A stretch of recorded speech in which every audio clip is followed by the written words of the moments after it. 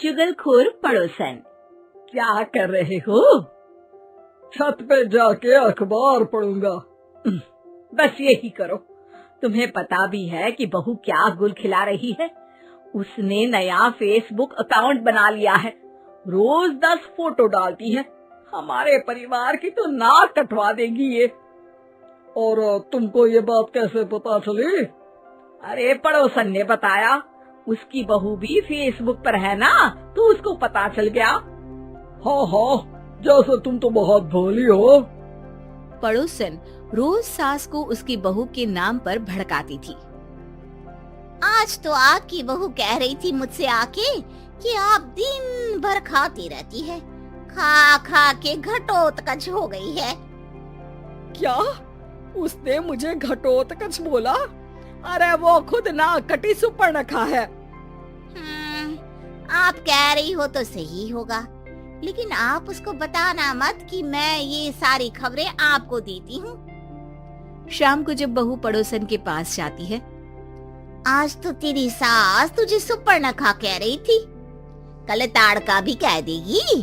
पता नहीं इतनी अच्छी बहू मिली है, फिर भी वो तुझे राक्षसिनी क्यों समझती है? आप कितनी अच्छी हैं। आप मेरी सास की हर बात मुझे बता देती हो, वरना मुझे पता ही नहीं चलता कि वो मेरी पीठ के पीछे इतनी बुरी बात करती है। चालाक पड़ोसन रोज ही दोनों सास बहू के सामने उन दोनों की ही बुराई करती और चुगली करके बातें बता देती, ताकि दोनों में हमेशा लड़ाई होती रहे। आपने तो बस छत पे बैठ के अखबार पढ़ना है और चाय के घूंट पीना है। बहू की वजह से मुझे तो जहर के घूंट पीने पड़ रहे हैं। कल वो मुझे मोटी घटोत्कच बोल रही थी। तो तुम भी तो उसको नाक कटी सुपर्णखा बोल देती ना। हाँ, वही बोल दिया मैंने उसे। आप मुझे कितना समझते हो? बहुत अच्छे से। मुझे वो ये बात पड़ोसन ने बताई ना, वही तो है आपकी शुभ चिंतक। पर मैं इस बहू को ना सबक सिखा के ही रहूंगी। जरूर सिखाना चाहिए, पर आज तुम मेरे साथ शाम को छत पे बैठना, एक तरकीब बताऊंगा। बिल्कुल बिल्कुल, कितना ध्यान रखते हो जी आप मेरा। मैं ना सब ध्यान रखता हूँ। शाम को जब सास और ससुर छत पर बैठे होते हैं कि यहाँ खड़ी हो जाओ, यहाँ से ना तुमको पता चल जाएगा कि बहू की अगली चाल क्या है। अच्छा, कैसे? सवाल मत पूछो, जैसा कह रहा हूँ वैसा करो। थोड़ी देर में ही छत पे बहू की आवाज आने लगती है। मेरी सास लायक ही नहीं है। मुझे पता होता तो सास बहू की भी कुंडली मिलवा लेती पहले ही। तेरी सास तो मुझे भी पसंद नहीं है। मेरे पास जब भी आती है तेरी बुराई करती रहती है। कभी सुपर्णखा कहती है, कभी हिडिंबा कह के कामचोर भी बोलती है। अरे कभी कभी तो चुगलखोर भी बोल देती है। काश आप जैसी होती मेरी सास।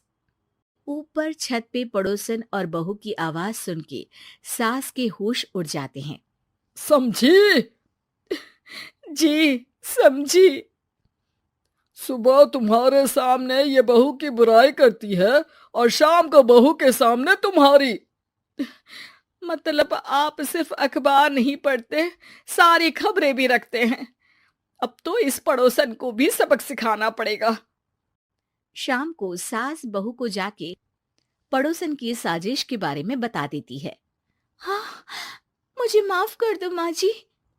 तुम भी अपनी माँ जी को माफ कर दो, इन्होंने भी तो तुमको बहुत कुछ कहा है। अरे बस बस, अब ये सोचो कि पड़ोसन को सीधे कैसे करना है। अगले दिन सुबह पड़ोसन सास का इंतजार कर रही होती है, लेकिन वो देखती है कि वहाँ सास और बहू एक साथ आ जाते हैं। अरे अरे, आज दोनों एक साथ। हाँ, सोचा कि बहू की पीठ पीछे बुराई करने से क्या फायदा, मुंह पे ही बोलती हूँ मैं। हाँ, मैंने भी सोचा आपको 2 बार मेहनत करनी पड़ती है, एक ही बार में काम खत्म कर लोगी। हैं? वो मैं आप लोगों को कैसे पता चला?